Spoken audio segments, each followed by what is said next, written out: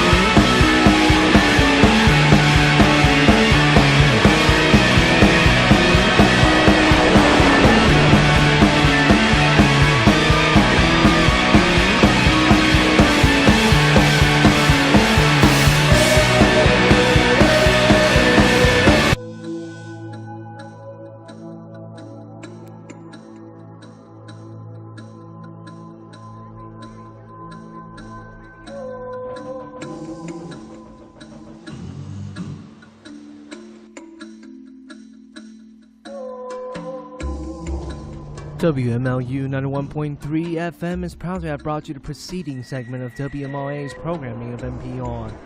Please stay tuned for student programming.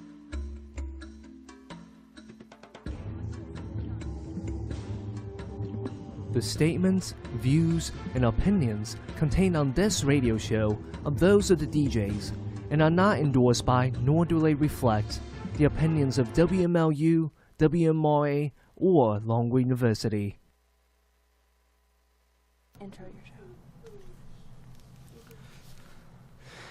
Hello, Longwood University. This is David Pettyjohn with Real Interviewing Hours, here with two friends for the first edition of this show. Let's see, Brenda and Charles, could you introduce yourselves real quick? Just speak into the microphone. Should be working. Hi, my name is Brenda. I'm a modern language major with a concentration in Spanish and a double minor in international studies and political science.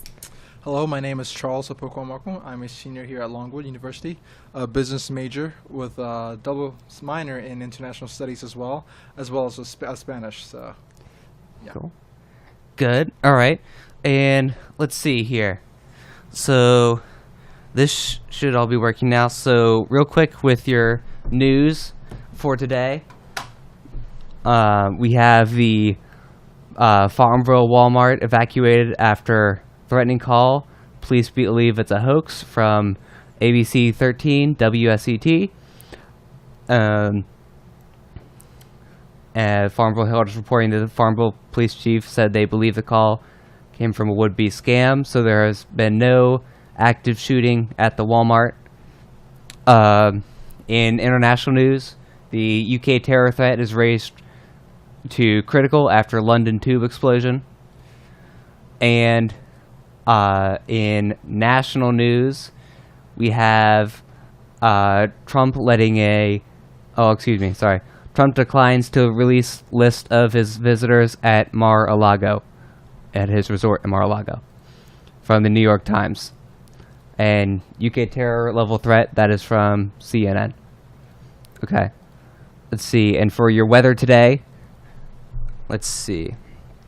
It's currently at a high of 83, a low of 62, sunny. And tomorrow we have partly sunny with a high of 85 and a low of 63.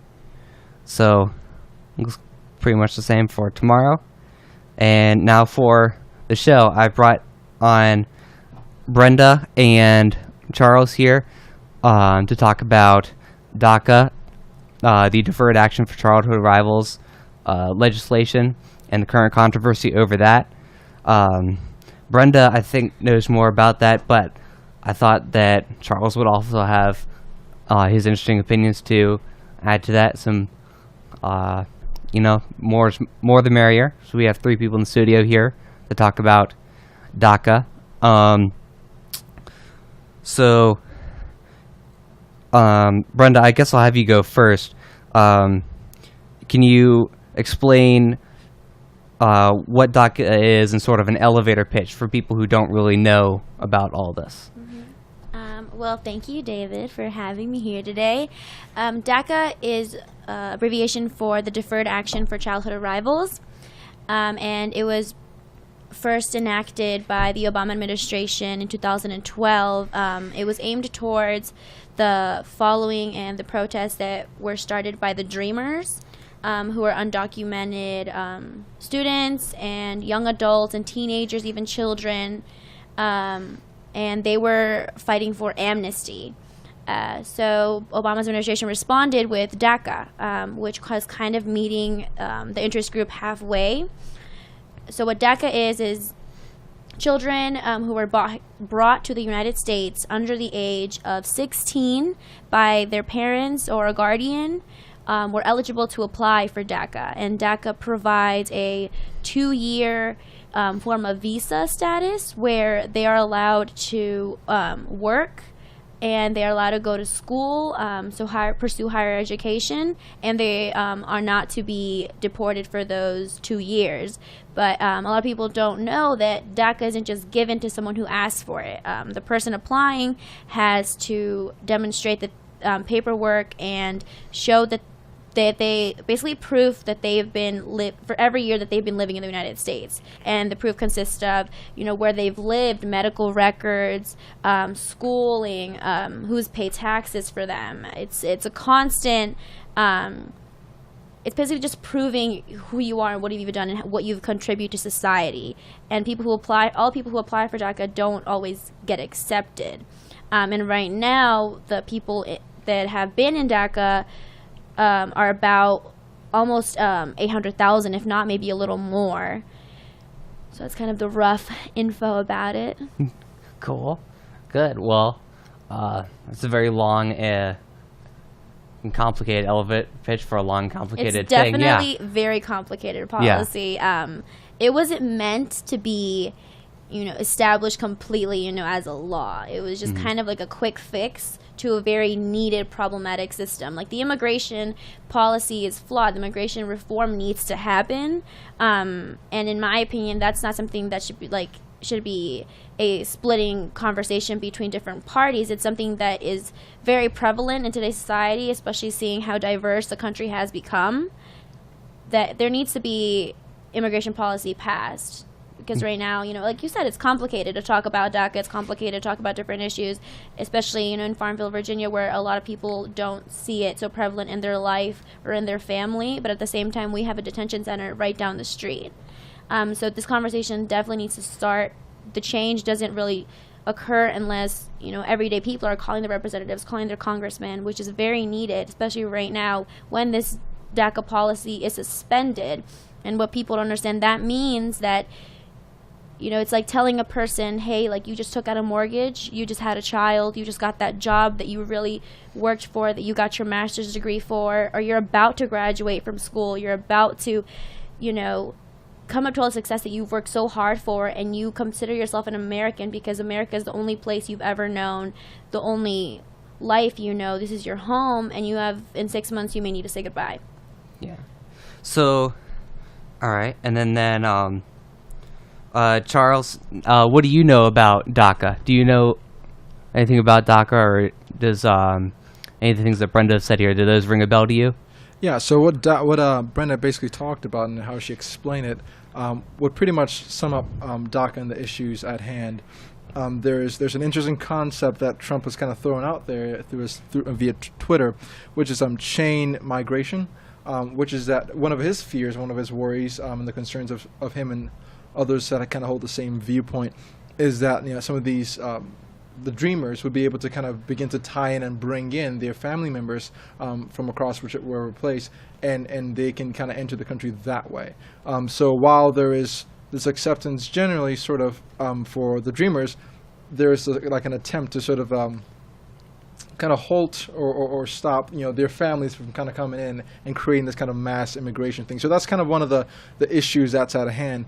But in terms of what it is, Brenda pretty much hit the nail on the head. Mm-hmm. All right. I'm going down a list of stuff here that I put on my phone. I'm not texting or anything. I have a list of stuff on my phone here. So I have a thing right here, a New York Times article that I printed out this morning because I thought it was interesting. Let's see. I feel like an important news person because I printed out these documents, but this is just from the New York Times. And if you want to look along at some of the things I just highlighted here, on page 3 of this article in the New York Times, it says, this article is called "Trump's Support for Law to Protect Dreamers Lifts Its Chances." So this is about some conferences that Trump has been in recently with Democrats, other people, members of Congress, about DACA and what kind of things can be gotten out of this whole discussion. And some of the blowback that he's received from the more anti-immigration people in his own party is saying that now he's going to concede to the Democrats, things like that. Let's see, I did not have enough paper to print 3 things, so I'm sorry, Charles. But I highlighted this one thing here on my own copy here on page 3 of this. This paragraph says, earlier this month, Mr. Trump announced he would phase out DACA, begun by President Obama, but would give lawmakers 6 months to come up with something to replace it. So, apparently, so this doesn't seem that it's going to be removed immediately. But on this next thing here, in this next paragraph, it says, in an interview Thursday, Mr. Chuck Schumer said he and Ms. Pelosi arrived at Wednesday's dinner prepared with a list of border security items that Democrats could agree to, drawn from Mr. Trump's own budget request. And this next thing is what's important here. It says these included sensors to beef up border monitoring, rebuilding roads along the border, drones, and air support for broader enforcement. So what concerns me here is that a lot of Democrats are entirely willing to ramp up border militarization, things like that. Contrary to, what we see on MSNBC, these Democrats aren't exactly, hashtag resisting as much as we would like them to.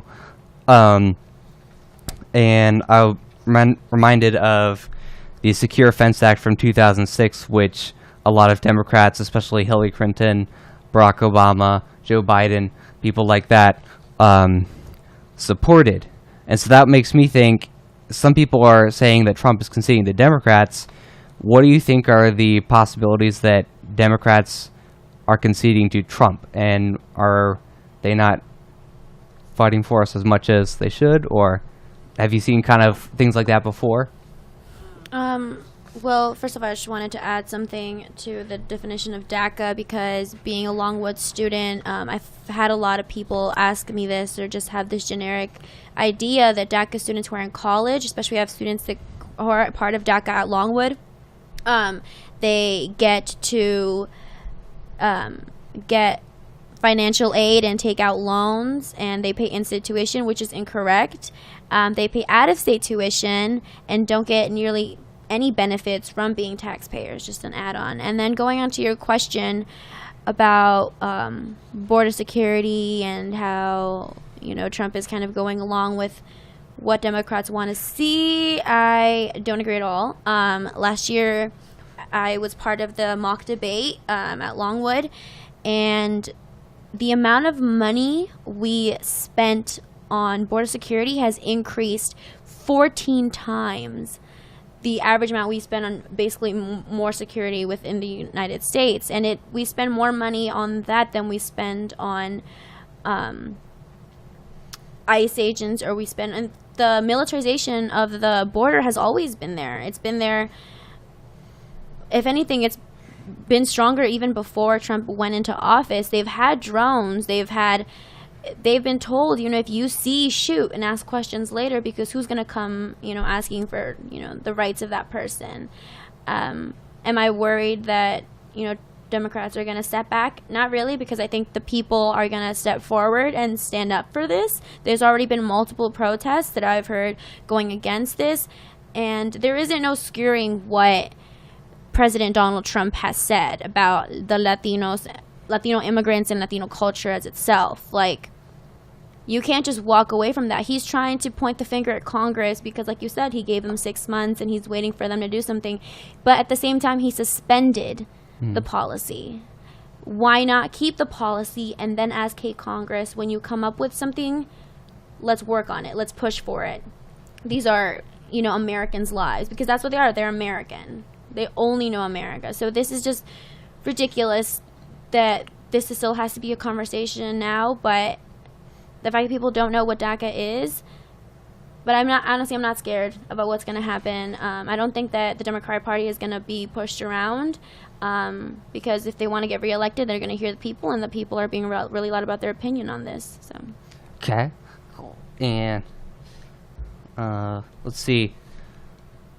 Just let me keep track of what time we have here. So, and then Charles, what do you think of that? Do you think that, do you sometimes think that Democrats are kind of willing to let Republicans and conservatives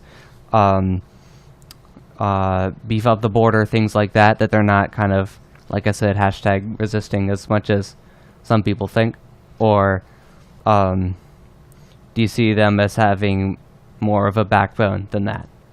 So both of these camps, Republicans and Democrats, they take on different approaches to solving issues.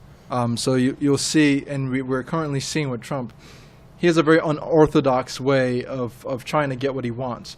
And I think so I'm going to try to approach this from a very neutral place and not necessarily take sides, because, again, I don't have all the information on DACA and all that stuff. So looking at it from a different angle, this was almost genius from Trump, if you will, because he's recognized a policy that was set by a Democratic president, right, that a lot of Democrats favored. And he also has identified a goal, an objective that he wants, right? If he wants more border control at the borders, and he's recognized that, okay, to be able to do this, he needs Democratic help.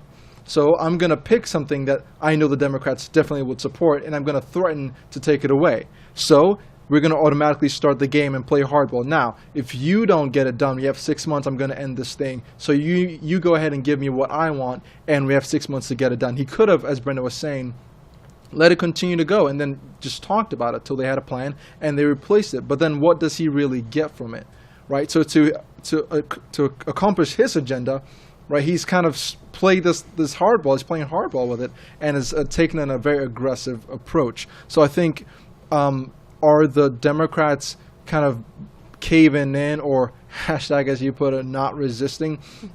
It's a real question of, do they have options, and what are their options? And so they've been tossed into this game that the president has started playing, and they're forced to kind of do what they can in that circumstance, in that situation, because they don't have majority, neither the Senate or the House of Representatives. Sorry. So their options of what they can do are very limited. And I think that the president has identified this and is trying to play it according to his advantage. So both parties here are on a slippery, well, not a slippery slope, but are threading very carefully and trying to do the best they can with where they are. Well, I'd like to comment. Sure. I definitely agree with you pointing out that Trump had definitely different means. He knows kind of what he's doing, or someone else is manipulating what he's doing, but there's definitely an end goal to it. What worries me is that with the neutral stance that you're taking, is that while at the same time it could be called genius, I think it's aggressive without a doubt. It definitely is.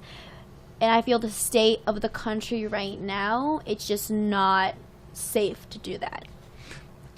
So if you go on to right now, both parties, both sides that are very extreme are kind of latching out each other. And multiple times the idea, I'm just going to say it out, that there's fear about a race war, because people are constantly pulling and tugging at these policies, mainly identity politics. And him playing with the safety and honestly the future and livelihood of everyday people. And the saddest part is that he could have picked any part of the immigration system to attack. He could have picked any part of it, but he picked the one where it's students and people who have no criminal history, who are business owners, who have changed their communities and just increase it drastically in such a positive way that it just was not the right call. You'll ask most people, and this is just my personal opinion, that I do agree in border security. I do agree that just because someone wants to get in the country, that they shouldn't just come in for no reason. But what has happened is because of a flawed immigration system. And the people that we have here today, what are you going to point a finger? You're going to tell a parent, oh, you shouldn't have brought your child over here for a better future.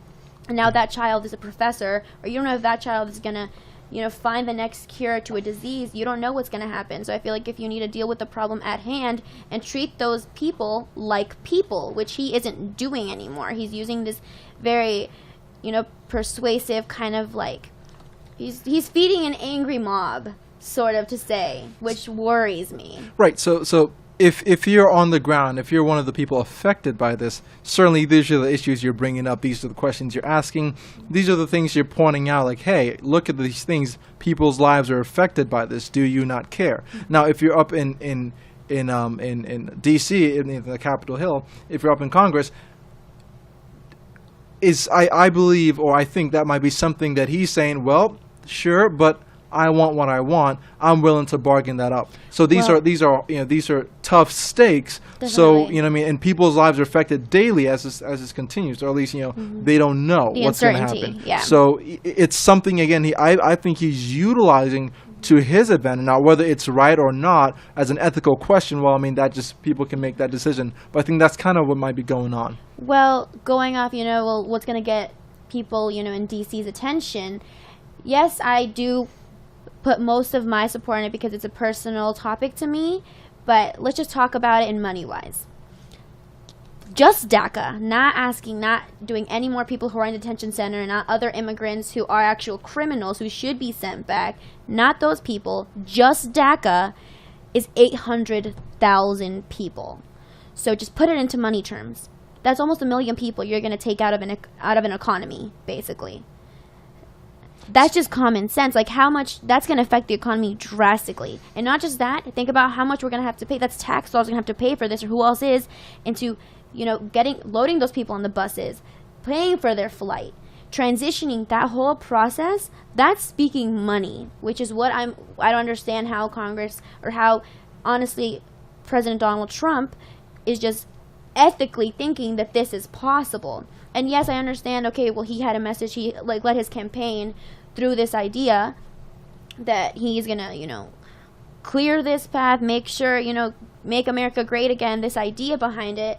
But at the same time, it's not just emotional, it's gonna affect congressmen's pockets and their votes. So. Yeah, so that's definitely people's lives are gonna be affected by it, one way or another, for sure. So, I mean, whether it's the right thing to do or not, people take up their own opinion.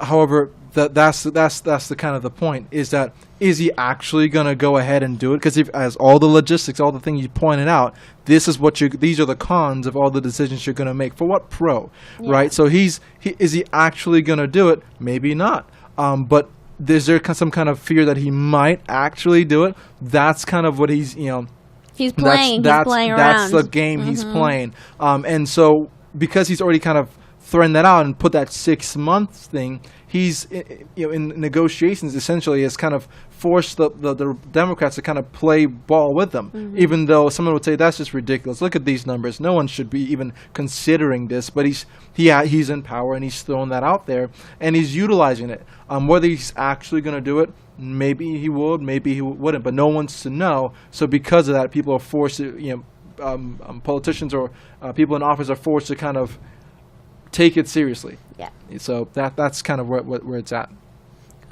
All right, and let's see. So, do either of you know personally anyone who has been affected by DACA? I think you've spoken a bit about problems with immigration and border security, things like that, in Politics Club before, Brenda. Brenda and I are both part of the Politics Club and the College Democrats Club, for disclosure there.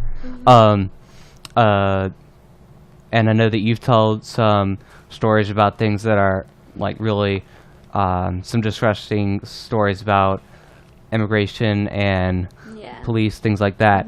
Do you know anyone who has been affected? If you could get someone in trouble by saying that, then obviously I'm not don't. going to say their name. Yeah. But yes, I have very close people that I grew up with that I care about deeply, who are here undocumented, who are part of the DACA policy, who are top of their class, have put themselves through high school and college. They're paying credit by themselves, working it off, paying out of state.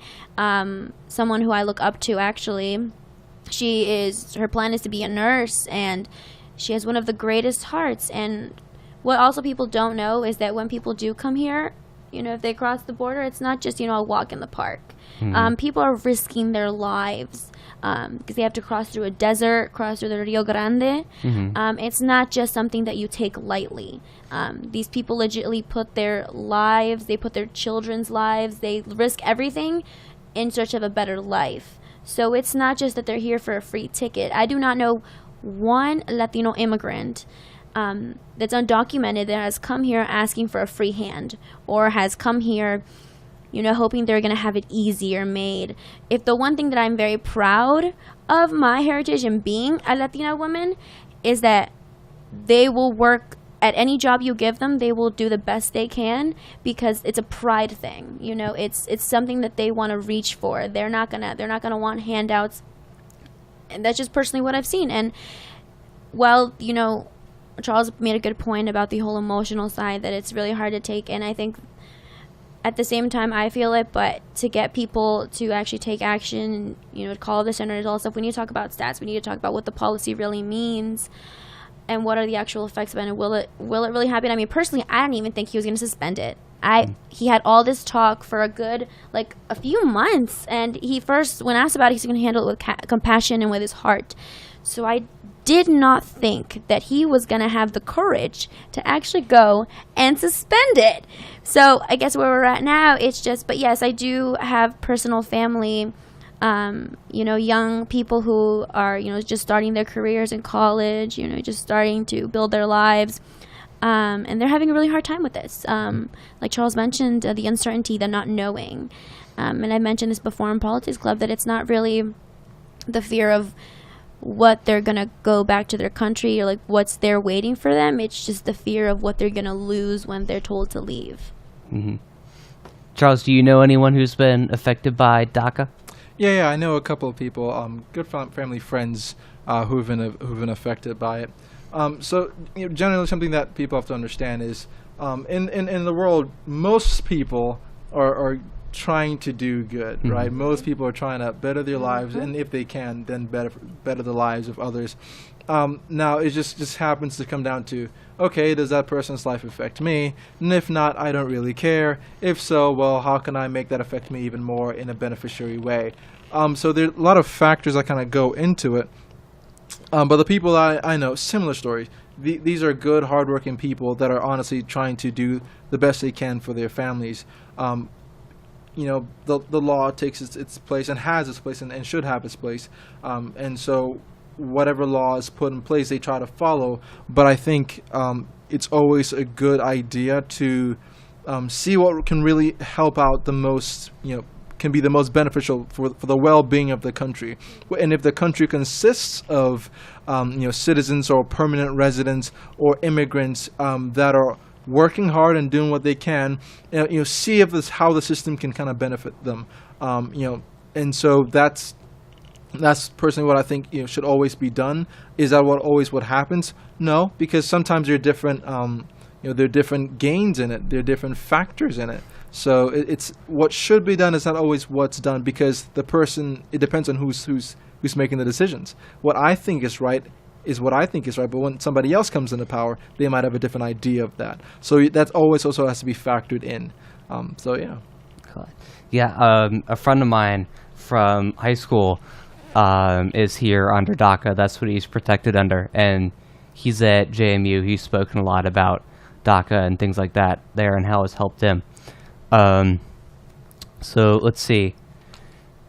So it looks like we're almost out of time here. I'm going to see about, I'm going to put on the PSAs here, and then I'll have us all sign off and say goodbye to everyone for now, until next week, I guess.